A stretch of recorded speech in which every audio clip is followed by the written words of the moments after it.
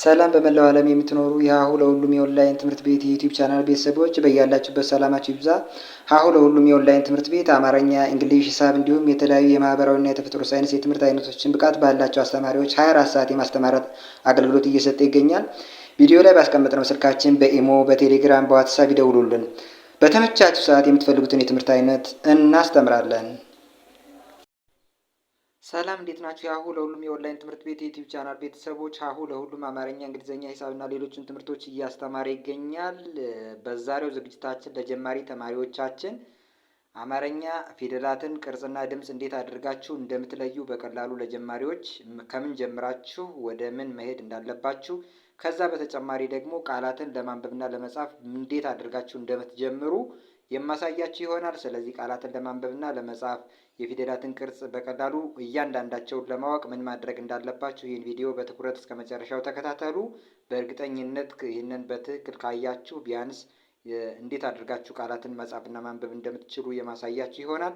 ሳብስክራይብ ያላደረጋችሁ ቤተሰቦቻችን ሳብስክራይብ አድርጉ፣ ላይክ ሼር እያደረጋችሁ ዩቲዩባችን አበረታቱ። ከዛ ውጭ ደግሞ ከኛ ጋር ይህንን እየሞከራችሁ በቀላሉ መረዳት ያልቻላችሁ ልጆች 24 ሰዓት የኦንላይን ትምህርት ቤታችን እያስተማረ ይገኛል። ስልካችን አንስታችሁ ከዚህ ቪዲዮ ጠርዝ ላይ ታች ላይ የምታዩት የሀሁ ለሁሉም የኦንላይን ትምህርት ቤት የስልክ ቁጥር ነው። በኢሞ፣ በዋትሳፕ፣ በቴሌግራም እናንተን በሚመቻችሁ ሶሻል ሚዲያ በማንኛውም ሰዓት ቮይስ አድርጉልን፣ ላኩልን፣ ወይም ደግሞ በቀጥታ መስመር ደውሉልን። በማንኛውም ሰዓት ስልካችሁን አንስተን እንድትማሩ ሁኔታዎችን እናመቻቻለን። አሁን ቀጥታ ወደ ትምህርቱ ይዣችሁ ልሂድ። መጀመሪያ ማድረግ ያለባችሁ የአማርኛ ፊደላትን ቅርጽ በቀላሉ መረዳት የምትችሉትን ለማወቅ መሞከር ነው።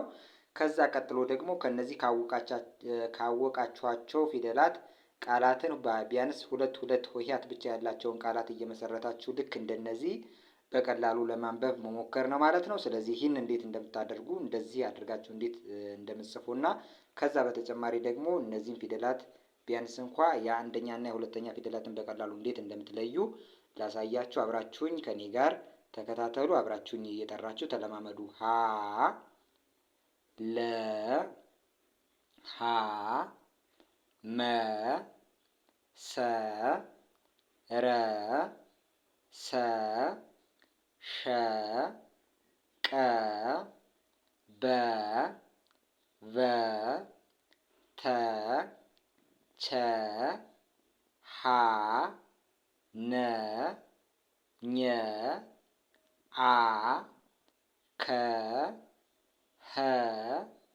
አ ወ ዘ ዠ የ ደ ጀ ገ ጠ ጨ ጰ ጸ ጸ ፈ ፐ። እንግዲህ እንደምታዩቸው እነዚህ መጀመሪያ ላይ የጻፍኳቸው የአማርኛ ፊደላት የመጀመሪያ ሆሄዎች እነዚህ ናቸው ቅርጻቸው። ስለዚህ እነዚህን በቀላሉ ለመያዝ መሞከር መጀመሪያ ለምትጀምሩ ተማሪዎች መጀመሪያ ላይ እነዚህን ለመያዝ መሞከር እየጻፋችሁ እየደጋገማችሁ እየጠራችሁ የእነዚህን ቅርጻቸውና ድምጻቸውን መያዝ ግዴታ ይሆናል ማለት ነው።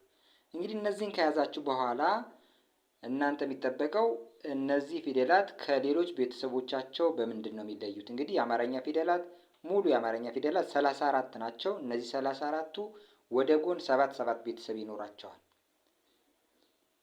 አሁን እነዚህን 7 ቤተሰቦች ወደ ጎን ከመጥራታችሁ በፊት ቢያንስ የመጀመሪያ ፊደላትን ቅርጽና ድምፅ ከዛ ቀጥሎ ደግሞ ሁለተኛ ቤተሰቦቻቸውን በጣም በቀላሉ መያዝ የምትችሏቸው የማያሻሙ በጣም ቀላሎቹ እነዚህ ናቸው።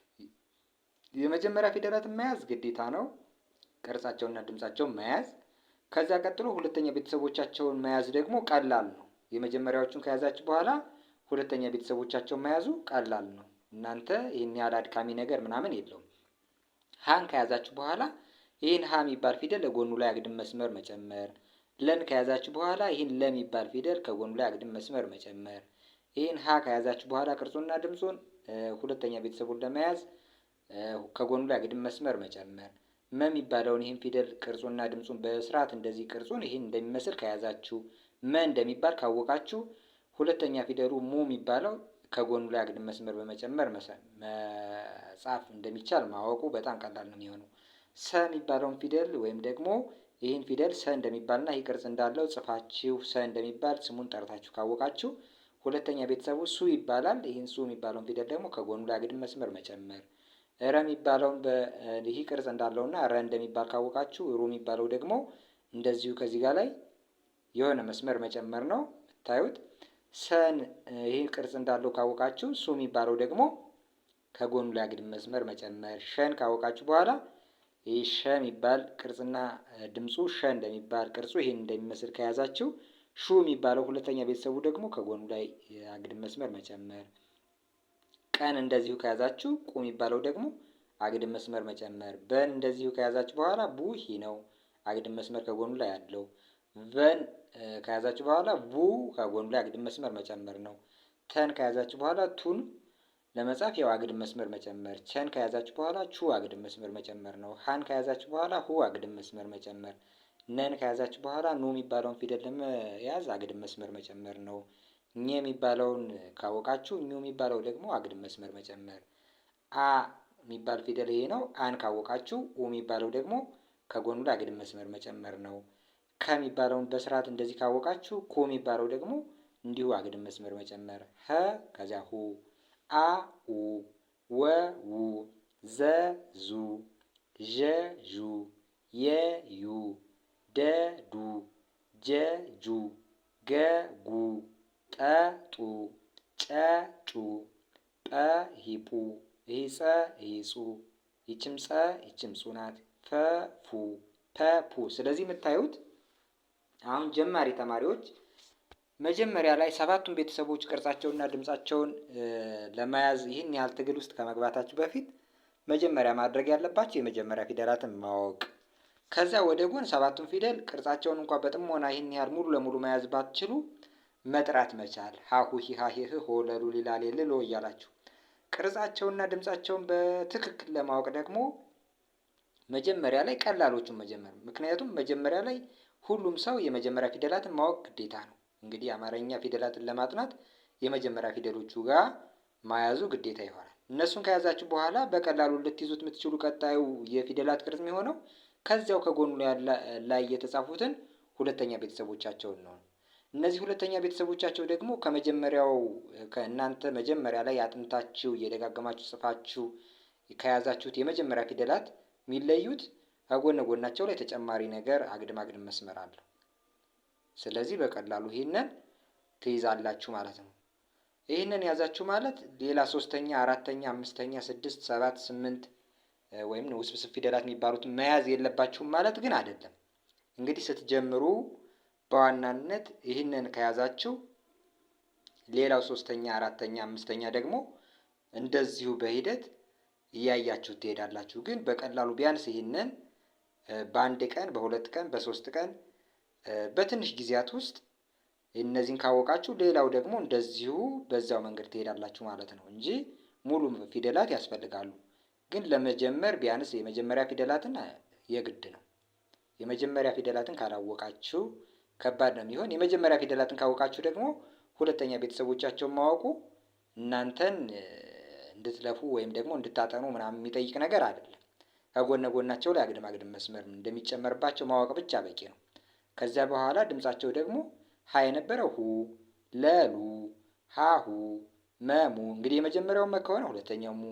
ይሄው ሰሱ፣ ረሩ፣ ሰሱ፣ ሸሹ፣ ቀቁ፣ በቡ፣ በቡ፣ ተቱ፣ ቸቹ፣ ሀሁ፣ ነኑ፣ ኘኙ፣ አኡ፣ ከኩ፣ ሀሁ፣ አኡ፣ ወው፣ ዘዙ፣ ዠዡ፣ የዩ፣ ደዱ፣ ጀጁ፣ ገጉ፣ ጠጡ፣ ጨጩ፣ ጰጡ፣ ጸጹ፣ ይችም ጸጹ፣ ከዛ ፈፉ፣ ፐፑ። እነዚህ ይኸው የመጀመሪያው ፐ ከሆነ ሁለተኛው ፑ። እንግዲህ እየጠራው የመጀመሪያውን ጠርቼ ይኸው ሀ፣ ከዚያ ሁለተኛው ሁ፣ ሁለተኛ ቤተሰቡ ማለት ነው። ለ የመጀመሪያው፣ ሁለተኛ ቤተሰቡ ደግሞ ሉ።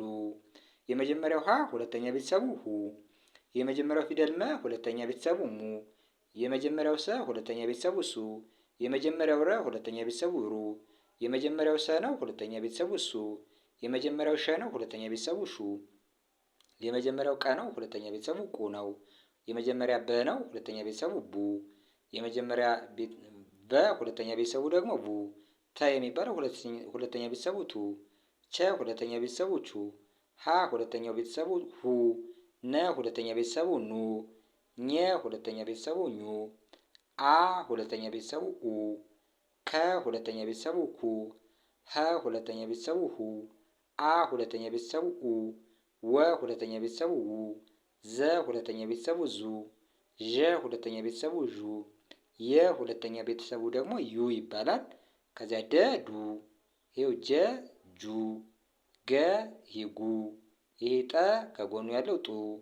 ጨ ጩ። ጰ ጱ። ጸ ጹ።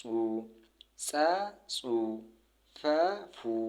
ፐ ፑ። እንግዲህ ከቀላል ወደ ቢያንስ ይህንን ቀላሉን ማወቅ ከዛ ደግሞ ቀጥሎ ያለውን ሙሉ ቤተሰቦቻቸውን ለማወቅ መሞከር።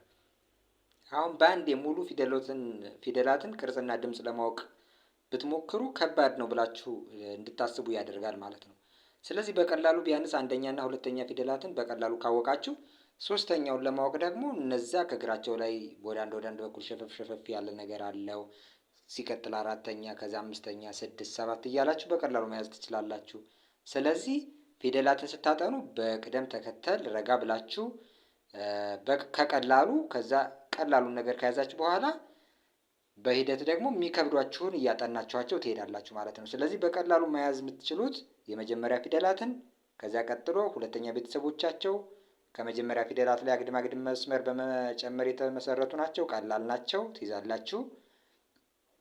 እነዚህን ከያዛችሁ በኋላ እና ሌሎችንም ቤተሰቦቻቸውን እያጠናችሁ ያላችሁ ልጆች ደግሞ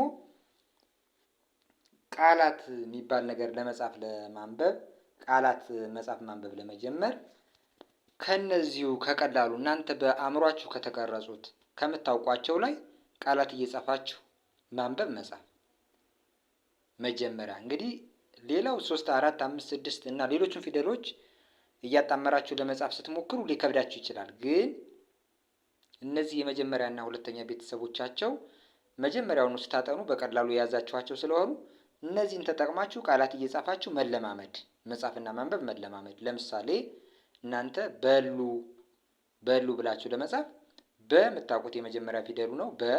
እዚያ ሉ ደግሞ የለ ሁለተኛ ፊደሉ ነው። ያው ከዛ ላይ ያያችሁት ማለት ነው። ሉ በሉ። ጠጡ ብላችሁ መጻፍ ብትፈልጉ ጠ የመጀመሪያ ፊደል ነው እንደምታውቁት። እዚያ ጡ ደግሞ ከጠ ጎን ያለው ጡ። ይኸው ጠጡ። በቀላሉ ከተደረደሩት ፊደላት ውስጥ ጠና ጡን አስቀምጣችሁ ጠጡ የሚል ቃላት ጽፋችሁ ማንበብ ቻላችሁ ማለት ነው። ተኙ ለማለት ተና ኙ። ይኸው ተኙ። መጡ ለማለት መና ማን ያስፈልጋል? ጡ። ምን ይላል? መጡ። አዩ ለማለት አና ዩ ምን ያስፈልጋል? አ የምትባል ፊደልና ዩ። ስለዚህ የሁለተኛዋ ፊደል ናት ይቺ ዩ። አዩ። ቀና ሙ። እንግዲህ ማንኛውም ፊደል ከጎኑ ላይ አግድም መስመር ተጨማሪ መስመር ወይም ተጨማሪ ቅጽል ካለው ያ ፊደል ሁለተኛ ፊደል እንደሆነ ለመገመት አስቸጋሪ አይሆንም። ስለዚህ አሁን ሙ ስታዩ ከጎኑ ላይ ተጨማሪ አግድም መስመር አለው። ስለዚህ ይሄ የመ ሁለተኛ ቤተሰብ ነው ማለት ነው። ሙ ይባላል። ቀና ሙ ቀሙ። ሰሙ። ሰና ሙን ትጽፋላችሁ። ሰሙ የሚል ቃል ጻፋችሁ ማለት ነው። ሰጡ ብላችሁ ጻፉ ብትባሉ ሰጡ። ጡ ምን ይሆናል? ሰጡ።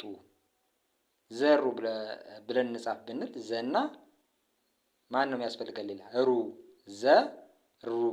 ስለዚህ ዘሩ ዘሩ። ፈሩ ብላችሁ መጻፍ ብትፈልጉ ፈና ሩ የሚባል ፊደል ያስፈልጋችኋል። እነዚህን በቅደም ተከተል ሲጽፉ ፈሩ ምን ይላል? ፈሩ ይላል። መሩ ብላችሁ መጻፍ ብትፈልጉ መና ሩ መና ሩ። ስለዚህ መናሩ ምን ይላል? መሩ። ረሱ ብላችሁ መጻፍ ብትፈልጉ ረና ሱ። ስለዚህ ምን ይሆናል? ረሱ። ቀሩ ብላችሁ መጻፍ ብትፈልጉ ቀና ሩ ምን ይላል? ቀሩ። ተቹ ብላችሁ መጻፍ ብትፈልጉ ቹ ምን ይላል? ተቹ። ነኩ ብላችሁ መጻፍ ብትፈልጉ ነ እና የከ ቤተሰብ የሆነው ኩ ሁለቱ ፊደሎች ነኩ ነኩ። ከዱ የሚል ፊደል ቃል መጻፍ ብትፈልጉ ከና ዱ ምን ይላል? ከዱ ይላል ማለት ነው። ሰው ብላችሁ መጻፍ ብትፈልጉ ሰና ው ምን ይላል? ሰው። ሸሹ ማለት ብትፈልጉ ሸና ሹን። ይኸው ሸ የመጀመሪያ ፊደል፣ ሹ ደግሞ ሁለተኛ ቤተሰቧ ናት። ስለዚህ ሸሹ። ሁለቱን በቅደም ተከተል ስትጠሩ ሸሹ። ሰሩ ብላችሁ መጻፍ ብትፈልጉ ሰና የረ ቤተሰብ የሆነው ሁለተኛው ፊደሉ ሩ ሰሩ ሰሩ። ወጡ ብላችሁ መጻፍ ብትፈልጉ ደግሞ ወ እና ከዚያ ቀጥሎ ደግሞ ጡ ምን ይላል? ወጡ። ቀጡ ብላችሁ መጻፍ ብትፈልጉ ጡ ምን ይላል? አሁን ቀጡ ይላል። ቀኑ ቀኑ ብላችሁ ስትፈልጉ መጻፍ ከፈለጋችሁ ደግሞ ቀና ኑ። ስለዚህ ምን ይላል? አሁን ይሄ ቀኑ። ስለዚህ በቀላሉ ለመለማመድ እንደዚህ አይነት ቀለል ያሉ ቃላትን መጻፍ። ደጉ ጉ ደጉ ደና ጉ። ወጉ ጉ ወና ጉ ምን ይላል? ወጉ። ወሩ ሩ ወሩ ወሩ። ፈና ጩ ምን ይላል? ፈናጩ። ፈጩ ይላል። ፈጩ ፈጩ። ረና ቡ ረና ቡ ምን ይላል?